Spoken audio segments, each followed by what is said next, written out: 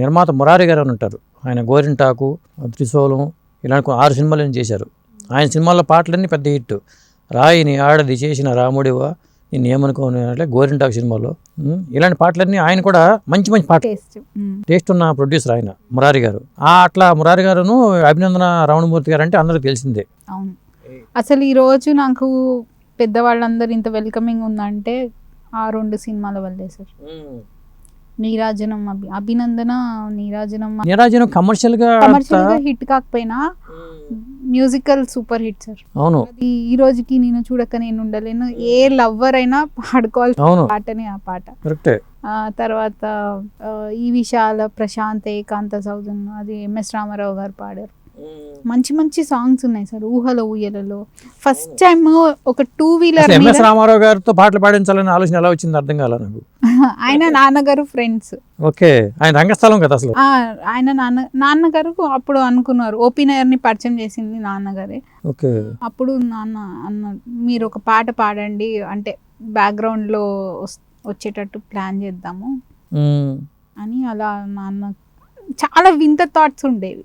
Okay, అంటే ఆలోచనలు కూడా. ఇప్పుడు ఎంఎస్ రామారావు గారిది ఆ టైం అంటే అప్పుడు బాలు గారివి, జానకి గారివి, సుశీల గారి ఇవే హిట్స్ ఉండేవి. ఎంఎస్ రామారావు గారిని ఎక్కువ జానకి గారితో పాడారు. అన్ని జానకి నాన్న ఎక్కువ జానకి గారు. తర్వాత సాయి మహిమ నుంచి అప్పుడు అందరూ లేటెస్ట్ వాళ్ళందరినీ పెట్టుకున్నారు. సునీత వీళ్ళు, ఆశా భోన్స్లే వీళ్ళందరినీ పెట్టుకున్నారు.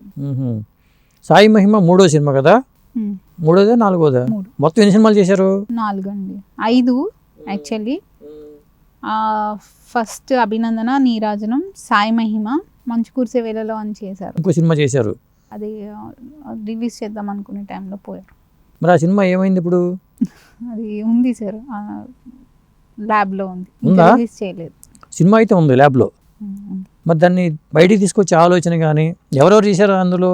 అందులో కూడా సీత గారు, మొన్న శరత్ బాబు గారిది బ్యాక్గ్రౌండ్ అది ఫ్లాష్ బ్యాక్ లో. ఎన్ని సాంగ్స్ ఉంటాయి దాంట్లో?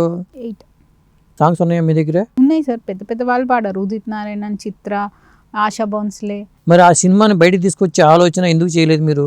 చెప్తున్నాను కదా సార్, ఏదైనా డబ్బుతో డబ్బు ఆటోమేటిక్ వస్తుందండి. ఇప్పుడు మన ఇంటర్వ్యూ చూస్తున్నాం, మేము హెల్ప్ చేస్తాం.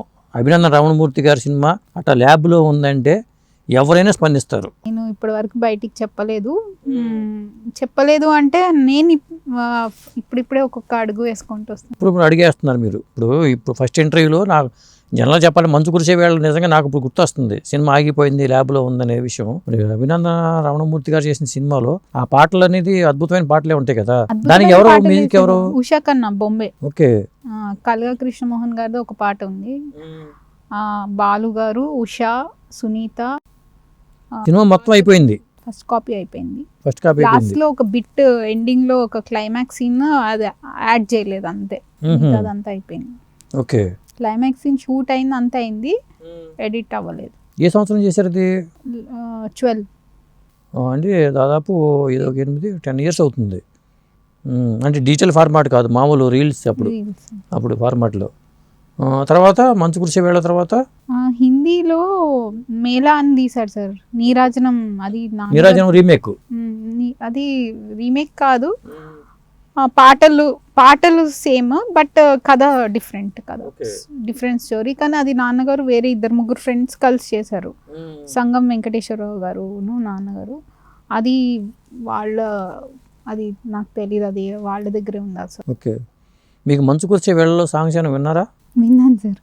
ఎలా ఉన్నాయి అంటే సార్, అది నేను చెప్పలేను. నాకు మా నాన్న కాకి పిల్ల కాకి నాకు మా నాన్నయ్య కాబట్టి నాకు ఒక ఆలోచన వచ్చింది.